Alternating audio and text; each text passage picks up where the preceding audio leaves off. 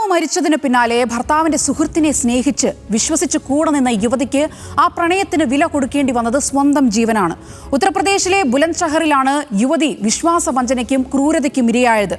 വിവാഹം കഴിക്കാൻ നിർബന്ധിച്ച ബാബ്ലി എന്ന സ്ത്രീയെ കാമുകൻ വികാസും കൂട്ടാളിയും ചേർന്ന് കഴുത്തറത്ത് കൊലപ്പെടുത്തുകയായിരുന്നു.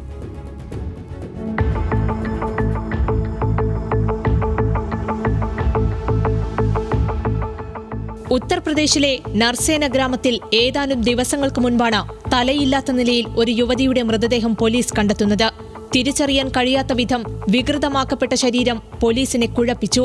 ഒടുവിൽ യുവതിയുടെ കയ്യിലെ അടയാളങ്ങൾ ഉൾപ്പെടെയുള്ള വിവരങ്ങൾ പോലീസ് സോഷ്യൽ മീഡിയയിൽ പ്രചരിപ്പിച്ചു.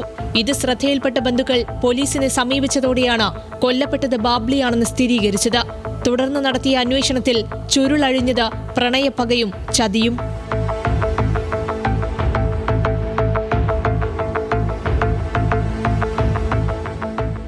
ബാബ്ലിയുടെ ഭർത്താവ് അജയ്യുടെ സഹപ്രവർത്തകനായിരുന്നു വികാസ്.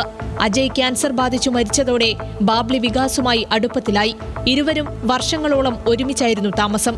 എന്നാൽ ഇതിനിടെ വികാസിന്റെ വീട്ടുകാർ മറ്റൊരു യുവതിയുമായി അയാളുടെ വിവാഹം ഉറപ്പിച്ചു. തന്നോടൊപ്പം കഴിഞ്ഞ വികാസ് മറ്റൊരു വിവാഹം കഴിക്കുന്നത് ബാബ്ലിക്ക് അംഗീകരിക്കാനായില്ല. തന്നെ വിവാഹം കഴിക്കണമെന്ന് അവർ വികാസിനുമേൽ സമ്മർദ്ദം ചെലുത്തി. ഈ തർക്കമാണ് ഒടുവിൽ അരും കൊലയിലേക്ക് നയിച്ചത്.